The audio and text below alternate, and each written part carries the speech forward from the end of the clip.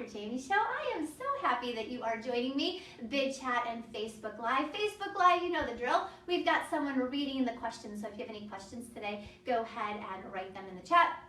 Vid Chat, you definitely know the drill. You can call in and chat live if you want to. So just go ahead and bid to chat, and you can go ahead and talk to a special guest today. We have Steve Fidrych on the show, and he is going to talk to us about his journey in overcoming depression after a tragic accident that he was in. So like I said before, this is going to be a great episode for those of you battling depression. He's going to give us tips and tricks on how to change our mindset. And at the same time, this is a great segment for those of you that don't understand depression. It's okay to say that you don't understand it. What we need from you is to have an open mind into understanding it better. And he is going to share those tips with us and talk about mindset today. So a little bit of admin, a little bit of behind the scenes before we bring out your guest today on the Dr. Jaime Show. All right, so today we have Steve Fidrych, I told you that. On February 3rd, we are gonna have Sarah Krieger. She is a nutritionist, and we are gonna hear all about diets that work, diets that don't. Should we even be on a diet? She's gonna get us back on track if we've already lost track of our 2017 goals on nutrition. She's gonna talk to us about all things nutrition. If you have any questions that you want me to ask her, feel free to message me on VidChat, go to Facebook, personally message me your questions, and I will make sure that those questions get on the interview list. On the 10th, I told you we have CJ Burnett, where we talk about all things money and finance and where to save and where not to save, and what we should do and what we shouldn't do with our money. No math required for that show, never fear. And then on the 17th, we have Dwayne Spires, a success guru, an entrepreneurial guru, and he is going to talk about how to be successful, what he does to be successful.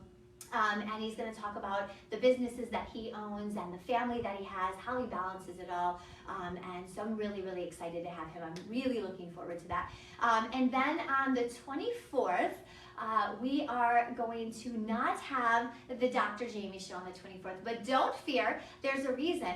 I am hosting the 2017 Superwoman Workshop. I am so excited and so thrilled.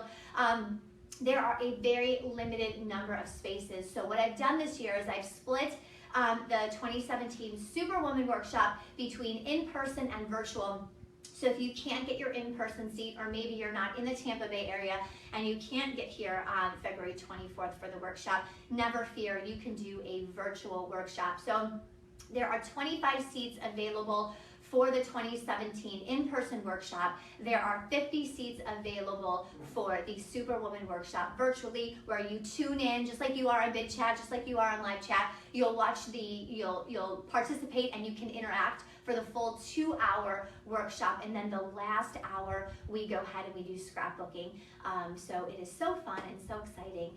So I hope that you join. If you want more information, go to my Facebook page, Dr. Jaime Superwoman Workshops and Coaching, and you will find the event there, how to purchase the tickets, what you'll need. Definitely need a positive attitude for that one. So looking forward to that. All right, the Alliance Program. The Alliance Program is going awesome. We haven't even launched. We don't launch until February 1st, and we are getting so many businesses that want to be a part of this Alliance Program. So essentially, what is the Alliance Program for you new viewers? I have found that I can help people set their goals. I can help them come up with the baby steps, but I can't help them with certain things like, oh, I want to start my own business, I need a website, can you design my website? No, that's not my specialty. Can you do PR? No. Are you I don't know, a brain surgeon? No, I'm not, I can't do these things, but I do know amazing brain surgeons, and I do know amazing PR companies and dentists. So we have a hub on my website now with all these specific professions. And so you can go to my website and you can start seeing some of the businesses trickle in under the Alliance Program. If you want your business to be a part of the Dr. Jaime Alliance Program, you need to email me at dr@drjaimek.com, and I will screen your business to see if you would be a good fit, someone that we can trust, and someone that has great work ethic and is really good at what they do, and we'll go through that interview process, and then you can be put on the website. And then the last thing I wanted to tell you about, talk about the Alliance Program, the workshop. There was something else. I'll think about it toward the end of the show. I forgot what it was. But okay, the moment you've all been waiting for. You don't want to hear any of this administrative crap anymore, right? You want to bring out our special guest. Let's bring out Steve Fidrych. Come on down. I always tell them I need music, so someone give me music. Hello. Nice to see you. Nice to see you. Thank you. Take a seat. Oh, thank you. All right, welcome. All right. So, everyone, let's see, is the camera good? Fabulous.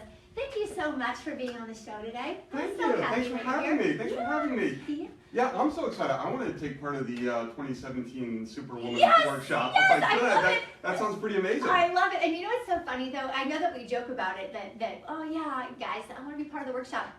But one of the most frequent questions that I get when I do radio about my book, which is The Superwoman's Guide, blah, blah, blah, blah, they say, do these tips pertain to men too? And they absolutely do, right? Ridding of toxic people, having a support group, worry when it's time to worry, prioritizing your life. You have to do that, right? Oh, definitely. We all do. Yeah. So anyway, so guys, I'll change the title to the Super Persons Workshop. So feel free to join on the webinar or in person on the 24th, guys. You're always invited. Okay, thank you for joining us, Steve. No problem. All right. So before we begin and we learn about you and go through the interview, there's a couple things that we do beforehand. Okay. So one of them is we have to know something unique or different that really nobody knows about you. Can you share something with us? Sure. I'll tell you something that maybe a few people out there know about me, but it's always a unique story that I like to tell when I get to know somebody. I met my wife, as a lot of people do, on eHarmony. Okay. A lot of people do that internet Yep. dating site. Absolutely. We met down here in Tampa, but we lived in the same small town in upstate New York. Never met each other, never knew each other, whatever. We were down there slightly different times in our lives, but definitely could have crossed paths. Never met each other until we came down to Tampa and started dating and getting to know each other. And I'm like, wait a second, you know that town? How do you know that town? And yeah. It's a small world. It is a small world, so a little small serendipitous action right there, and it was just, I knew it was meant to be at that point. Excellent. I Yeah. love it. So think about things in your life that have happened where you're like, oh, that's such a small world. It really is. So be careful what you post and talk about because we know you. So very good. Okay, excellent. So I want to know a little bit about you. I want to know a little bit about are you married? Are you working? Just a little bit of basics so that the viewers know where their information is coming from. Sure. Oh, okay, sure. Yeah. Hi everybody. As Dr. Jaime said, I'm Steve Fidrych, and as I said a moment ago, yes, I am married, and I currently work in town. The big thing that I am doing right now is I am a peer mentor over at Tampa General Hospital. So I'm helping out people who also have spinal cord injuries or injuries of another kind, not only get over things like depression, but where they go for certain things like medical devices or medical help, or do they need a special doctor, or do they need something in their house as far as special medical equipment, or someone to come in to help them out with physical therapy and things like that. And then it's also just the interaction with them, making sure that things are going okay on a day-to-day basis, and then also too that they're in a good mental capacity, that they're getting outside, that they're getting the fresh air and exercise that they need, and they're not just kind of shut in watching Price is Right all day or whatever it might be. Okay, good, Yeah. excellent, making use of their time. Exactly. Okay, Exactly. very good. And personally, so you're married, any animals for the dog lovers out there? I know there's dog lovers. Do you have any dogs, cats, birds, rabbits? We have 2 cats, but our house is right next to a dog park, literally. You can walk right outside our house, it's about 20 feet away. So we kind of, quote unquote, are part owners to every dog in the neighborhood. Got you, yes. We got to know our neighbors by getting to know, hey, don't they own that dog, or don't they own Skipper, or don't they own Bailey, Yep. So we got to know, we live vicariously, we have vicariously I love that. own 100 dogs, but we have 2 cats. I love it, Yeah. I love it. Then we have a cat. I don't have animals anymore because I have 2 boys. Husband makes 3. So I have no animals, but we have a cat that comes up to the door every now and then. The boys will give him a couple treats, and so that's my pet. There you go. You stay Perfect. outside all day. I can't clean your poo. I can't groom you. I'm not paying your vet bills, but I'll give you a treat if There you you come go. to the door. So Awesome. there you go. So if you can have all your cats come here, I'll give them a treat. That's all.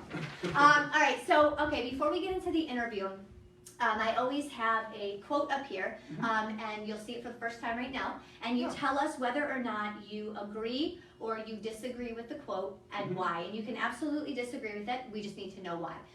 And this says, sometimes in tragedy, we find our life's purpose. Do you agree or disagree? With that one, you know what? After 7 years after my accident, I'm still trying to find the answer to that question myself. A lot of people told me I am going to find my purpose. I am going to know what it is. Some days I'm waiting for this knock on the door and the purpose to be right there. But I'm finding that it's the journey itself that's actually leading to that purpose. And it is one step at a time. And you know, maybe one day I'll look back and say, oh my gosh, that's it. That was my purpose. But for me right now, I'm still working on that one, still trying to figure that out. Okay, excellent. And I think that's important to know is that when things happen, it doesn't just have to be an accident. It could be you're getting divorced, you're going through a breakup, maybe you were diagnosed with cancer. It could be something in your life, small or big, that is hurtful to you. And you don't, maybe 3 weeks after, 4 weeks after, a year after, 2 years after, you're not understanding why this happened to you. That's okay. So I think it's important to not put that pressure on yourself if you're 4 years after a divorce, let's say, and you're still struggling, to not, if you don't know your purpose, that's okay, right? To accept it and not put that pressure on yourself. Oh, exactly. And that's one of the questions I get a lot as a peer mentor for someone with accidents. They'll say, gee, why did this happen to me?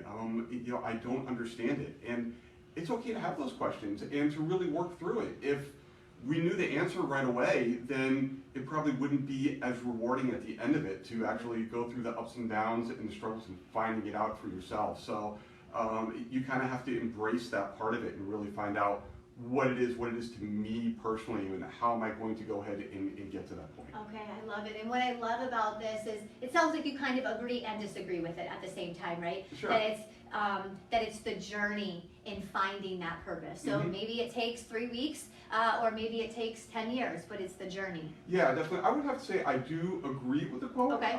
But I think that sometimes with that quote, people just think that they're automatically going to be presented with what their purpose is, and that's not the case. As I talk to people a lot every day, you know, I let them know that there is a purpose some way, but my purpose isn't going to be the same as their purpose, and that's part of their personal journey to find it. Yeah. And you know, that's what we all kind of have to go through in that process. Okay, I love it. So enjoying the journey, or accepting the journey, or being on the journey, being present on the journey. You know, Steve and I were talking before the show, and you know, you see people that have been in these tragic accidents on these, you know, in the media, and you know, 3 weeks after their accident, they've written a 600-page New York Times best-selling book, and they're, you know, running the Boston Marathon, and that's amazing. That's awesome. If you can do that, that's great. But most of us can't do that. And I think what's important that we're learning today so far already is that that's okay. And that's okay that you can't write that 600-page New York Times best-selling book and run the Boston Marathon 3 weeks after something tragic happens. It's about just following the journey, and it's almost like a healing process, definitely in the beginning, I would assume. Yeah, definitely.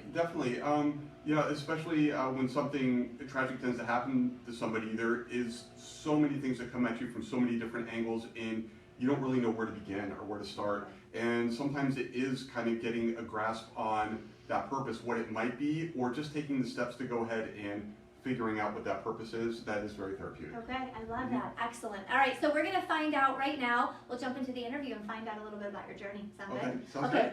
So I want to know, and I know that we want to know, tell us about your life before the accident, before that day. How was your life?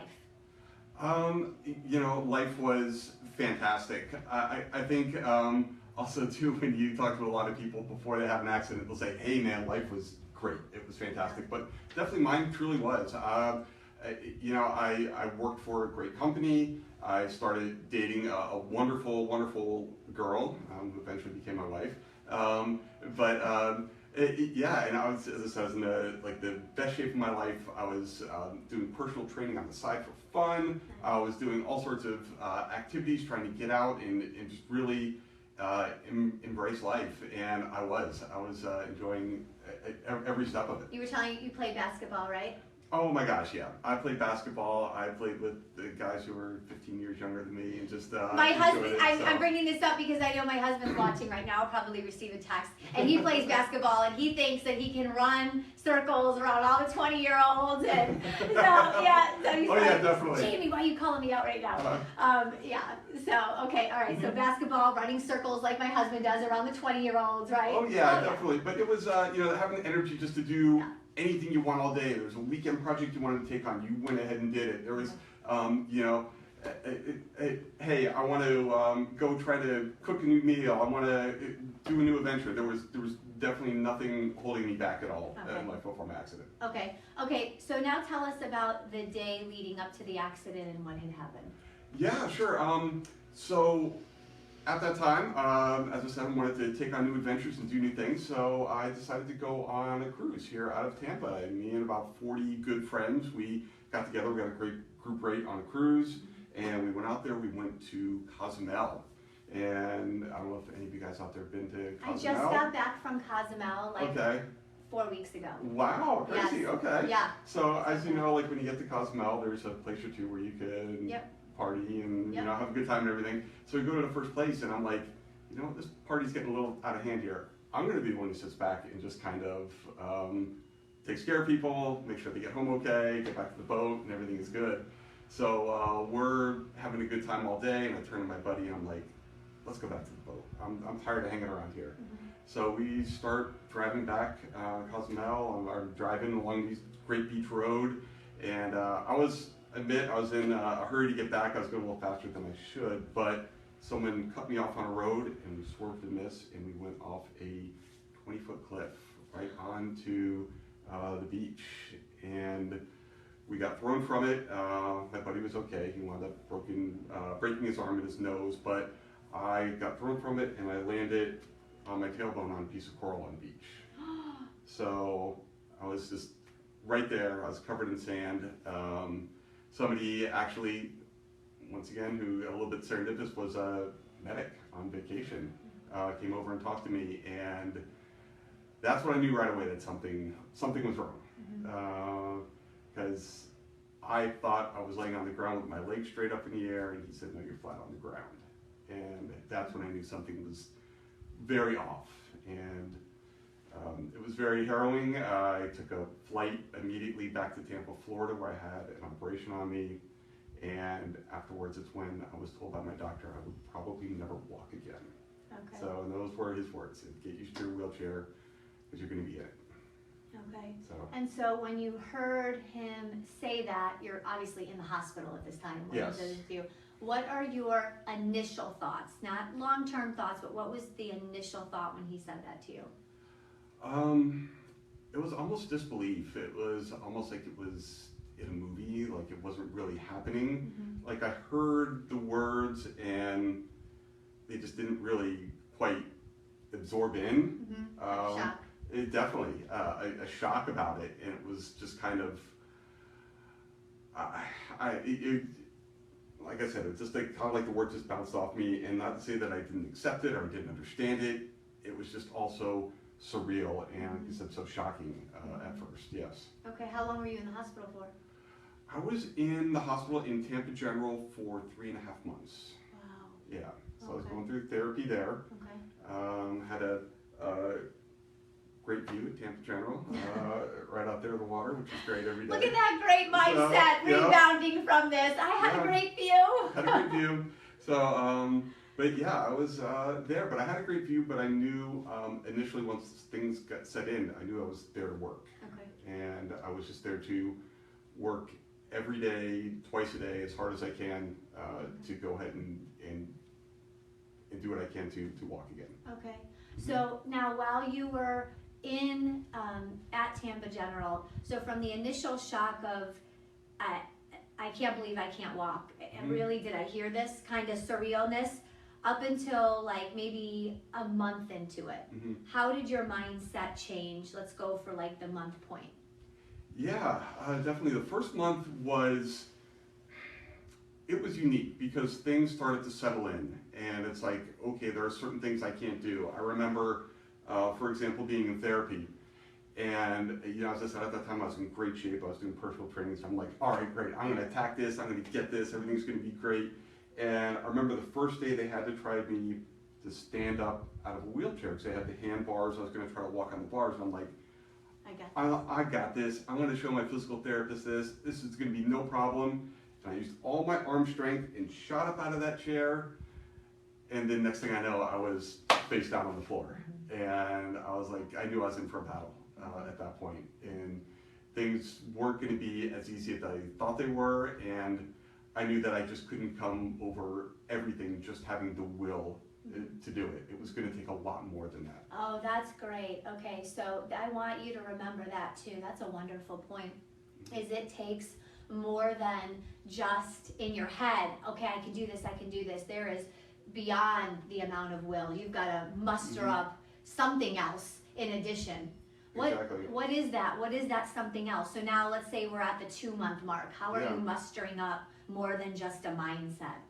Well, at that point, I knew from doing research, because if I'm not doing physical therapy in the hospital, I'm in a hospital bed. So thank goodness they had Wi-Fi there in the hospital. I had my computer, and instead of YouTubing funny cat videos all day, I just decided to go ahead and figure out what else can I do? What else can I do to do something better, to do something more?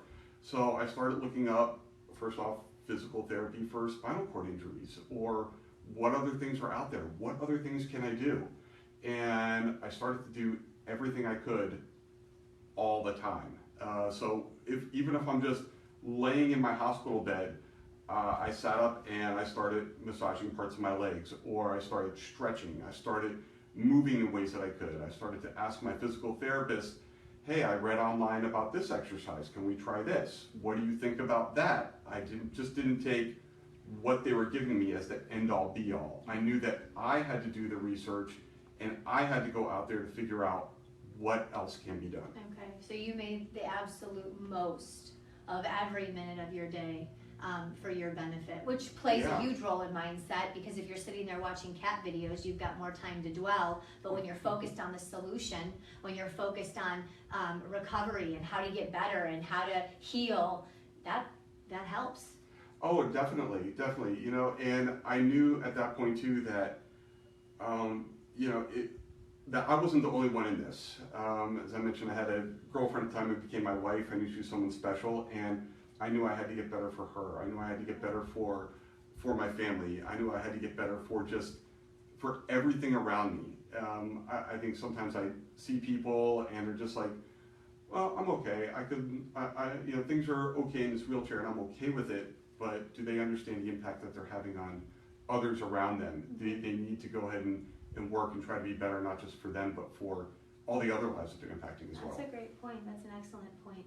And I tell people this, separate of this situation, that when you do anything, and this is primarily when I talk about perfection, I talk about, listen, when you achieve a goal, you get a degree, you got promoted, you have to look at all the other people around you that love you or are close to you that have put time and effort into these goals that you have. So you have to stop and celebrate those successes. And I think even in an accident, like every action, everything that you're doing impacts those people around you, and you have to keep them in mind when you take that first step. You've got to celebrate with them because they've put in time and effort to help you get there. And if you just want to stay sitting and you want to watch cat videos all day, you have to recognize the impact that it's having on them too. Exactly.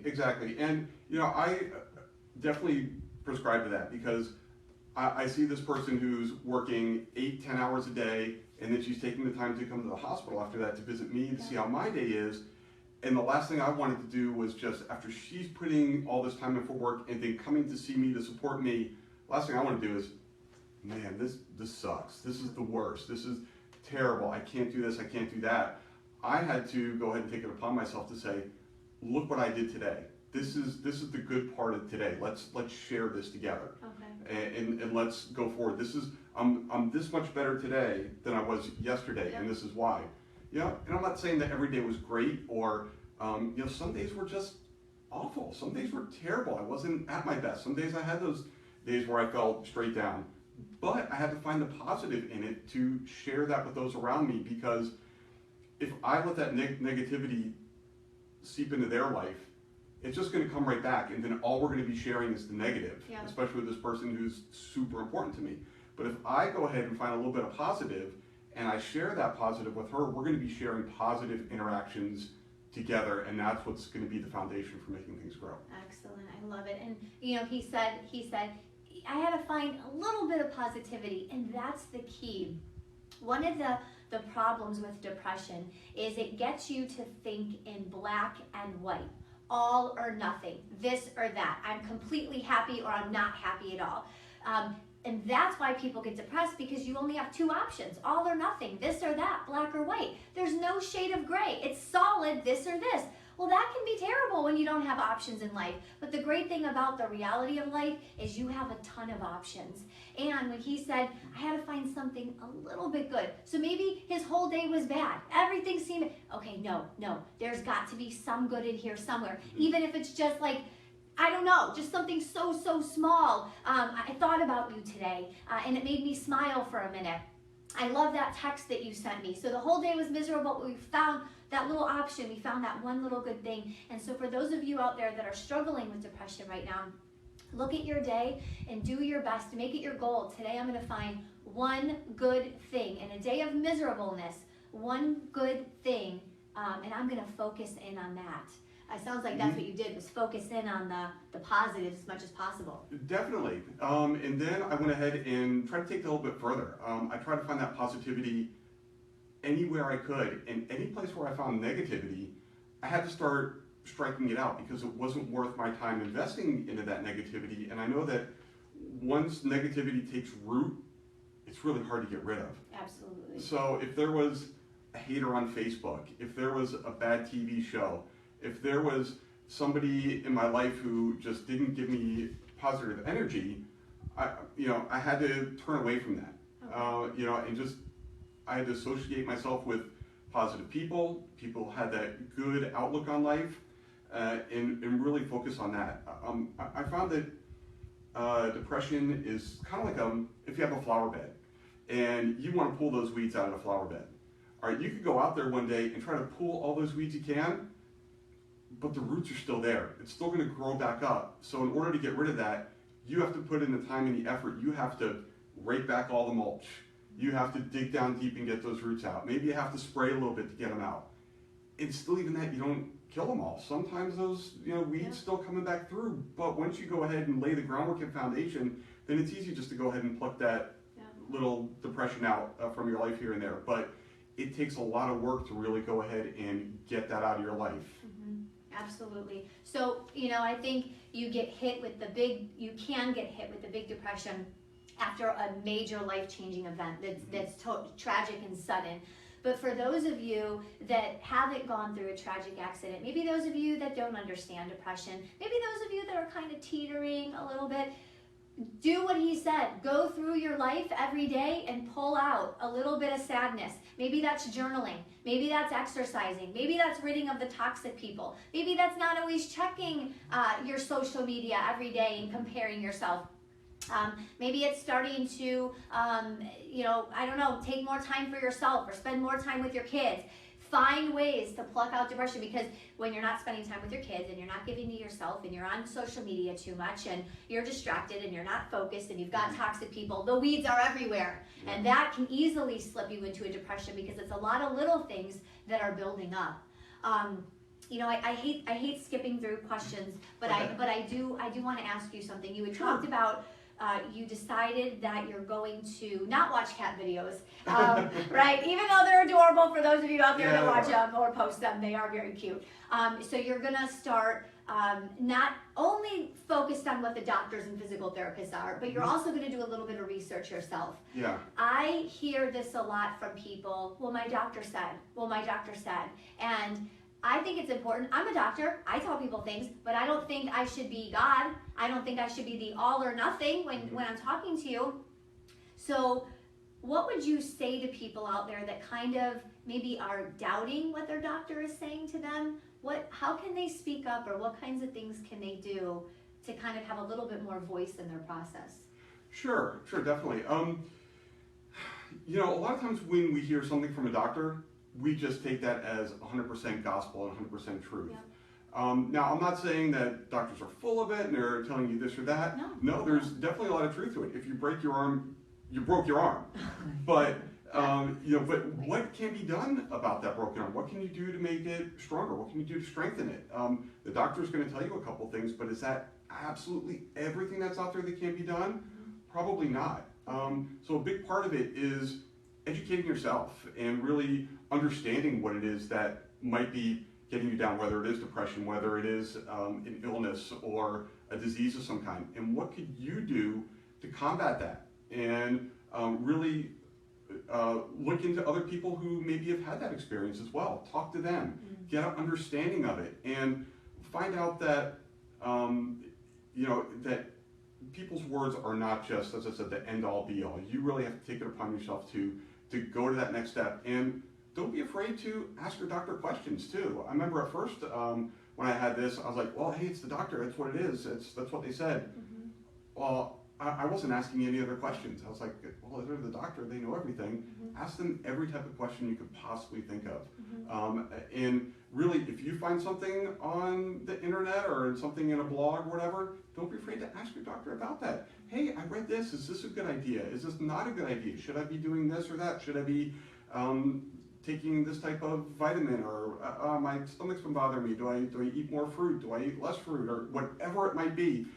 You really have to arm yourself with the knowledge and then bounce that back and forth off your physician. I love that. And when you go into the doctor, sometimes we draw a blank or we get so flustered with what they're telling us that we sort of lose sight of all the questions that we wanted to ask.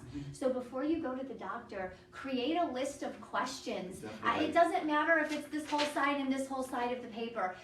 You know, this might sound selfish, maybe someone's gonna get upset with this, but I'm a doctor, so I'm gonna say it. You employ us. You are employing us. You are paying us, you employ us. Use our time. Ask us questions. If you get a doctor that ever says to you, you know, oh, don't be looking on that internet. Okay, here's the thing. You don't need to go to WebMD and diagnose yourself, because let me tell you, if I went to WebMD right now, I would have everything across the board. Absolutely everything. And if you look, you've got a headache. Oh my God, I had a headache. I'm dying.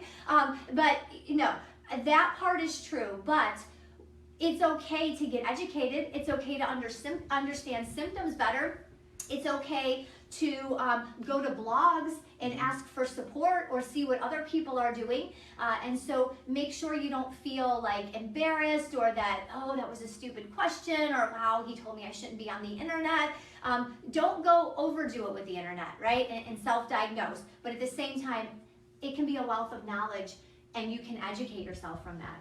Oh, definitely. So, for example, things like, you know, definitely you don't want to overdiagnose, yes, things like that. We all have everything. But I did find sort of new exercises I could do. I found some new treatments that I asked my doctor about, and he told me, hey, those treatments are great, but this is why it won't work for you or in your situation. And I felt more educated about it. For myself, I do wear some prosthetics down here that help me walk. They first gave me these big plastic ones, and I did some research on it and found out. I went to my prosthetic maker. I said, why can't you make these out of carbon fiber? They're lighter, they're stronger. And it was new at the time, but I had the first carbon fiber prosthetics here in the Tampa area from the company. Nice. Because I wouldn't accept that answer, because I found out, I educated myself, and I asked why. And you know, that's part of the process too. And then once you get those little victories like that, you feel even more confident, more positive about yourself.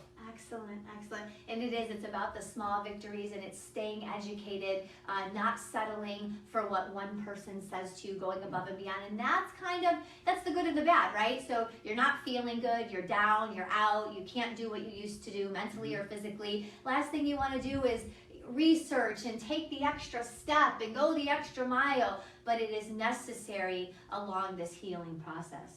Definitely, definitely. And then that also comes to a point too where if you have an injury or depression of some kind, you can't go around questioning everything. There are some things you have to accept as fact. Explain, what do you mean? So, for example, I have a spinal cord injury. There are parts of my body that do not work well. I have nerve damage, below the waist, below my knees, things like that. That's a fact.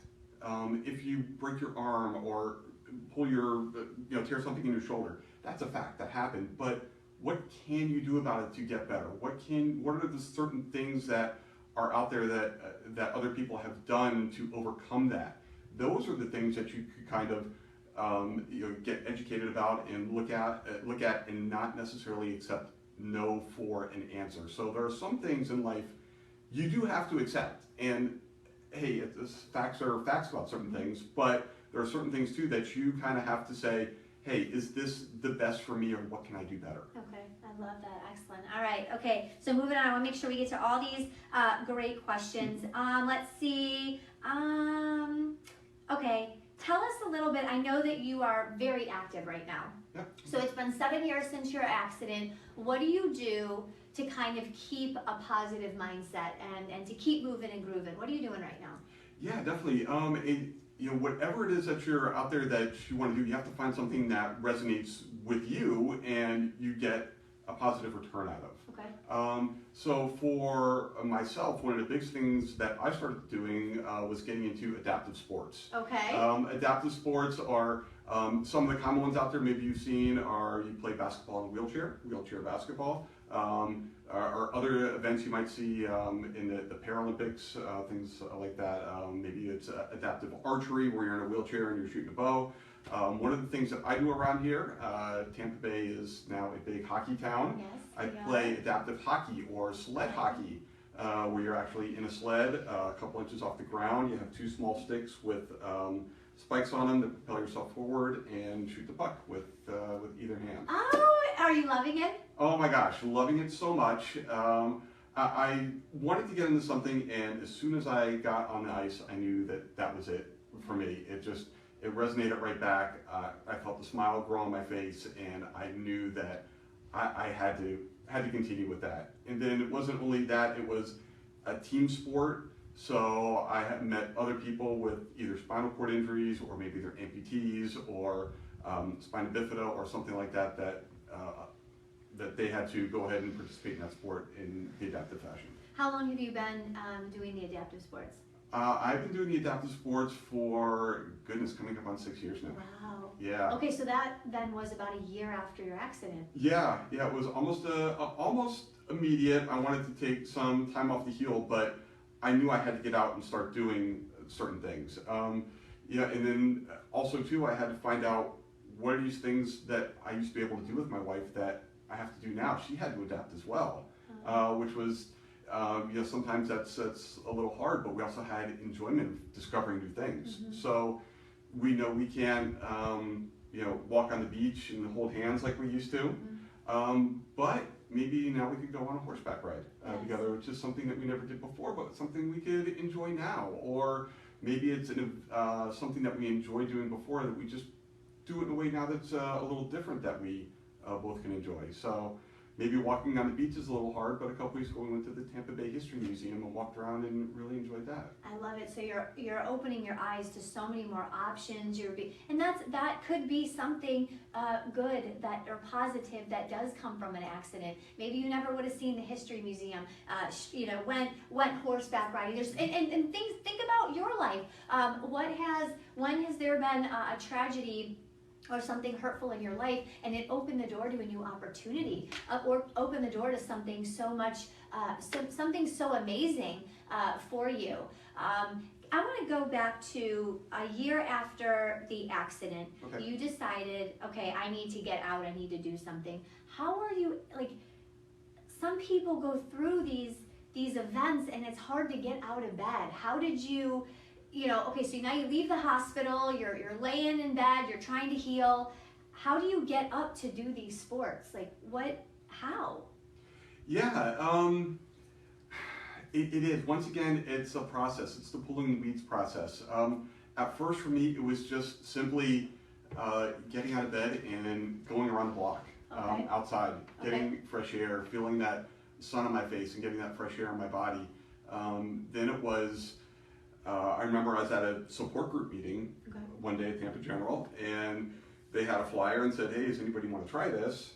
So I said, yeah, sure, I'll go over and check it out. And it was just kind of saying, all right, let me just check it out. Let me see. And then went over there and they had all the equipment and said, hey, do you want to try it? And went right out there and did it. So it's a little bit of exploring, maybe finding those things that are out there, whether it is through a support group or maybe some type of community event, or just taking that first step on your own that could open the doors to other things that are available. I love that. That's such a great point, and I want all of you on not just a journey in overcoming depression, but your journey in life toward your goals. It's baby steps. It's not laying in bed and then going and doing the adaptive sports. It's first getting out and walking down the block.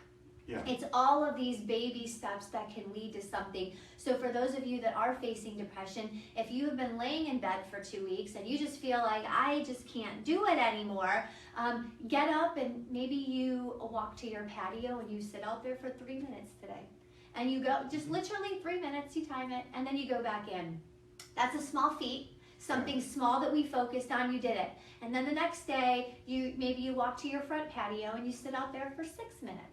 And it's just these baby steps. It doesn't have to be all or nothing. You don't have to go from laying in bed to, walking at an amusement park. Take these small baby steps toward happiness. Yeah, definitely. And you're right. Sometimes it is just the small steps of just getting outside. I worked with somebody who, they just, I don't know how to get outside. I don't know what to do. I can't get over there. So we just went over there, we took the computer with them, and I'm like, all right, the stuff that you do on the internet all day, let's just sit outside and do it. That's a great idea. Let's just sit outside for a few minutes and do it. And I sat out there with him, and he started surfing, and before too long, he just kind of stopped and just kind of looked up and looked around. And we didn't do it all day. It didn't lead to him jumping up out of his wheelchair that day and running around. But it just led to not only sitting in that dark, dank room looking at internet stuff, but getting outside and doing it some more, and then turning off the computer, and then just kind of looking around a little bit more. It was baby steps that kind of led to a more active activity, I guess.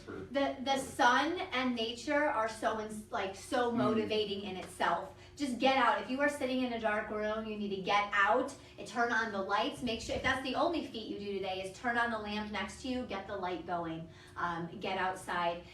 Something that you touched on was support, that you went to a Tampa General support group and you got the flyer? Yeah. Okay. Yeah. Mm-hmm. Are support groups important in this journey of healing through depression? Yes, absolutely are. And I'll tell you what, at first, I wanted nothing to do with the support group at all. Okay. Share that, because I think a lot of people feel that way, like, I don't need this, I don't. Mm-hmm. Yeah, I felt that way at first. I'm like, you know what, I have a spinal cord injury, but I'm not like those people. They don't know what I'm going through. They don't know what I'm feeling. I'm not going to get anything out of this. I'm not going to sit in a room with 20 other miserable people and we're just going to sit around and grunt at each other. I don't want to do it. I'm not doing it at all. I love it because what he's saying is so real, and some of you out there are totally like, yes, I felt that before. Yeah, exactly. And so what happened? I went there for the first time, and for the first 15 minutes I sat in the corner and I said, see, Steve, you're right. Everybody here is miserable and everybody here is grunting. That's right. I'm not one of these people and this and that. And then to this day, I don't even remember what the question was, but somebody asked the question and I'm like, wait a second, I kind of had that question too. I kind of want to know the answer to this one. And that kind of led me into understanding that, hey, maybe that person over there who looks different, who acts different, they're in a big mechanical wheelchair, which I'm not, but they have a similar question. Maybe somebody else is going through something similar to what I'm going through. And that kind of led me to be like, okay, well, let's see how they reacted to this, or let's see how they got over that, or what other questions do they have, or the answer was, oh my gosh, I always wanted to know the answer to that, and now I know. And it just became part of my routine to go to this monthly meeting, and total resistance at first, and I didn't expect a miracle. I didn't expect all right, great support group, this is awesome, I'm healed. It was just a matter of just being around people who were going through similar things and understanding that I wasn't alone. I love that. Excellent. And you got the flyer that day that opened the door to these adaptive sports for you, right? Exactly. So opportunity came out of it. Exactly, and that's something that didn't expect at all, didn't, go there with any anticipation to find any other extracurricular activities, but there it was right there, and it led to something that's just been very instrumental and wonderful in my life.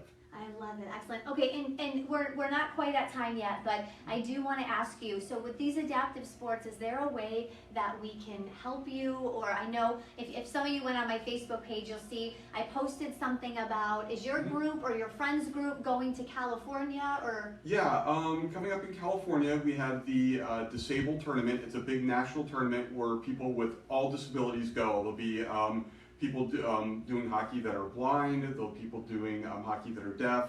Our group, the adaptive sports with the people playing sled hockey, and it is a pretty big cost to go out there. So we do have a GoFundMe page for a couple of players. I'll go ahead and send you a link for that too. Please. So that'll be on there, and then I'm also supporting a friend of mine who I met who's up in North Carolina. She's doing a cycle to the sea, so she's going to cycle from Charlotte, North Carolina down to Myrtle Beach to raise money and awareness for adaptive sports up there in the Carolinas. So, supporting her as well. I love it. Excellent. So I'm going to post all that information on my Facebook page, Dr. Jaime Superwoman Workshops and Coaching, so that if you want to support Steve and what he's doing and his friends and his family, you can go there and do that. I want to switch gears just for 1 minute since we have a little bit of time. Now, so you were this regular guy, and now you have faced an accident that has left you paralyzed, right, to an extent.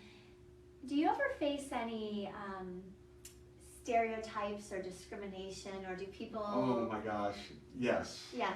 All the time. Okay. Tell us about what some of the things that you've encountered. So it's a different perspective, because right, he's a white guy, regular Joe.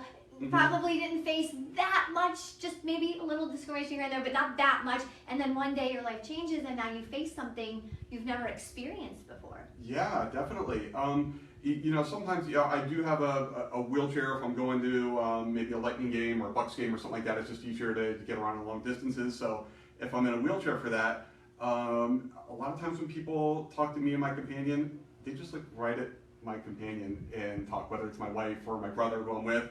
And they'll just talk to them and just be like, oh, does that person in the wheelchair want anything? Like, I'm not there, like I don't exist, or I don't have the mental capacity for it or something. I'm like, I'm right here, it's all good. Wow. How does that, is it like, how do you like feel? Like, how do you respond to that?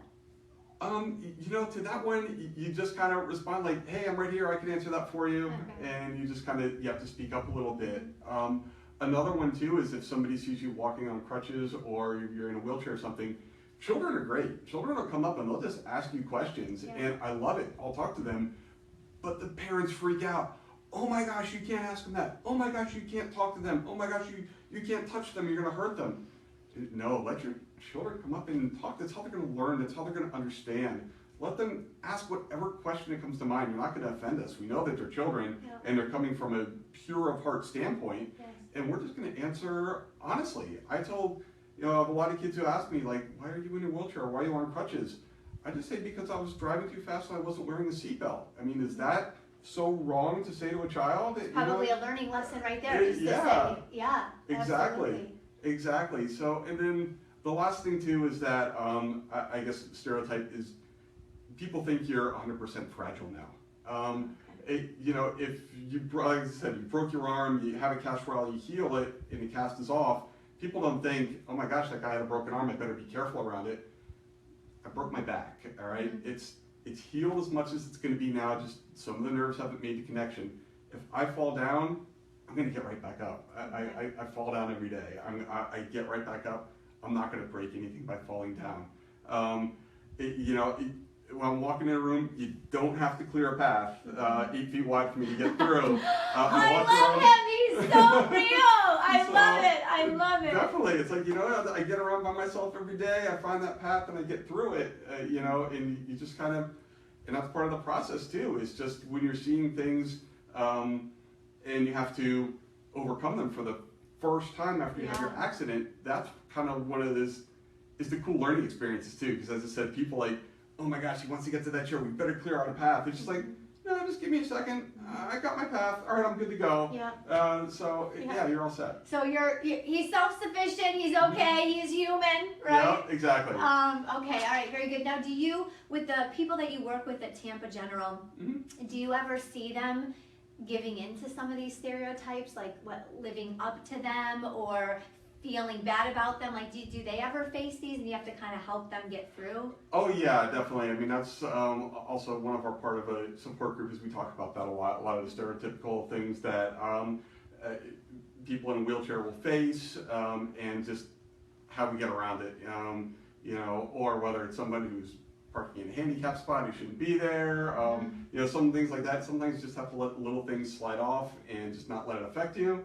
And then just kind of move on. I love that. Okay, so another tip that every one of us can use is sometimes you just got to let the little things slide off. And I can imagine someone appearing perfectly fine parking in the handicap spot. Don't do it, don't do it, don't do it. Because there are people that do need those spots. I can understand how that can get so frustrating. But in the big scheme of life, it's a small thing. We've got to let it go, right? There's a lot of things that we have to let go. The guy that cuts in front of us and we want to cuss him out for cutting in front of us, just you burn dinner tonight. Like, it's not the end of the world. I think those are the things we just need to not even waste our energy on, because there's so many other things and places that we can channel that energy. Definitely, and that's one of the things I kind of learned after my accident is the small things that used to bother me do not bother me at all anymore, because I see a little bit more of the bigger picture on it. My favorite sports team doesn't win, so be it. It's not the end of the world. I'm not getting worked up over it. Like I said, somebody cuts you off. Am I going to cuss them out? That's going to cause me more stress and anxiety. That person can't hear me who cut me off, so you just let it go. Wes, you are my husband. Did you hear what he said? That is on tape. They cannot hear you. So when I'm in the car with you and you're cussing out the guy that cuts in front of you, he can't hear you. Just so you know, I have it on tape. He cannot hear you. I know you're laughing at me. You're probably texting me right now, yelling at me. Oh yeah, he loves me. I'll hear it when he gets home. Okay. All right. So anything. Okay. So we know how that we can support you. That you're going to send me the information. We're going to put it up on the Facebook page. Yes. Is there anything else that we can do to support you before we kind of wrap this up? Is there anything else that you need from us, or something that we can do for you? No, I would just say, supporting the pages, that's awesome, that's great. Also too, if you see somebody out there who needs a hand, or you have a question about anything, don't be afraid to ask. We're people. We'll be happy to tell you anything, and a lot of people in our situation would like to educate you a little bit more about what's going on, because honestly, I was thrown into this world 7-8 years ago. I knew nothing about spinal cord injuries, but spinal cord injuries are so close to having a cure. It's not even funny. Doing research on it, seeing everything that's out there, new advances in electrostimulus. Oh, I didn't know. There's crazy advances. Last year at University of Louisville and Tulane, they actually had people through electrostimulus who've been paralyzed from the waist down for a decade. They actually had movement, started walking a little bit, return of sexual functions, things like that. We're so close to having a cure. So anything you could see out there, whether it's an event going on for Christopher Reeve Foundation or something like that, just check it out and just look into it and support it however you can. That would be just a blessing. I love it. I love it. Yes, and since we are so close, it's possible that when we donate and when we support these foundations, hopefully in the very near future, maybe a decade or less, right? We could see some ability, which could help this gentleman right here who came on the best show in the nation, the Dr. Jaime Show. All right, very good. Thank you for joining us today. Thank you so much for being here. I'm going to have him sit here for a minute while I kind of recap a little bit. Very briefly, next week we're going to have on Sarah Krieger. She's a nutritionist. We talked about her in the beginning. We're going to talk about diets that work, diets that don't work. Does any diet really work? Is that even good? And she's going to talk to us about on-the-go foods and just all things nutrition. Then on the 10th, we're going to have CJ Burnett come in. He's going to talk about all things money. No math, no math, no math. Don't worry about that. Not here on the Dr. Jaime Show, that is. But we are going to learn how to manage our money and talk about finances. And then on the 17th of February, we're going to have Dwayne Spires, success guru, entrepreneurial guru. He's going to tell us how he has become such a great success, what he does to overcome barriers and balance his family. And then on the 24th, the Dr. Jaime Show is not going to be live right here. However, we are having a workshop. I'm having the annual 2017 Superwoman Workshop. There are only 25 in-person tickets available and 50 virtual tickets. You can go to my Facebook, Dr. Jaime Superwoman Workshops and Coaching. That sure is a mouthful. To find out how you can purchase the tickets and what goes on during the events. Lots of scrapbooking, lots of fun. Steve says he's going to be there, so he'll be part of the Superwoman. We'll paint his nails.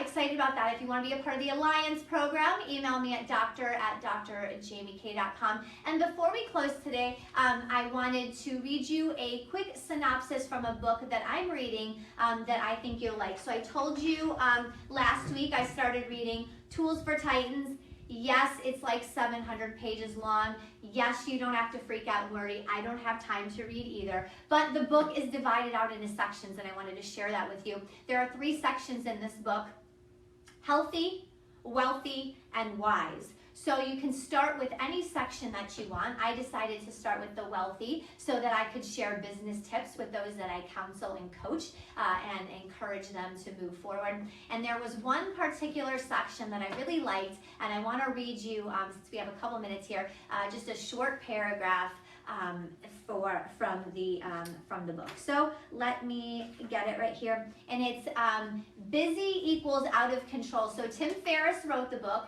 He interviews people, and each chapter is like 3 pages long, right? It's an interview. And this comes from, let me get the guy's name, Derek Sivers. I hope I'm saying that right. I probably should know him. Okay, busy equals out of control. And I want you to hear this, and I want you to pick up on what you can do to change busy, because we're all so busy, okay? Every time people contact me, they say, look, I know you must be incredibly busy. And I always think, no, I'm not. Because I'm in control of my time. I'm on top of it. Busy to me seems to imply out of control. Like, oh my God, I'm so busy. I don't have time for any of this SHIT. Okay, I don't know if I can say that if I'll be shut down, but okay. To me, that sounds like a person who's got no control over their life. And then Tim Ferriss chimes in, and this is what he says. Lack of time is lack of priorities. If I'm busy, it is because I've made choices that put me in that position. So I've forbidden myself to reply to, how are you, with the word busy. I have no right to complain. Instead, if I'm too busy, it's a cue to re-examine my systems and my rules. So I absolutely love that, because I have been notorious in my life of saying, I'm busy, I'm too busy, I'm overwhelmed, I'm too busy.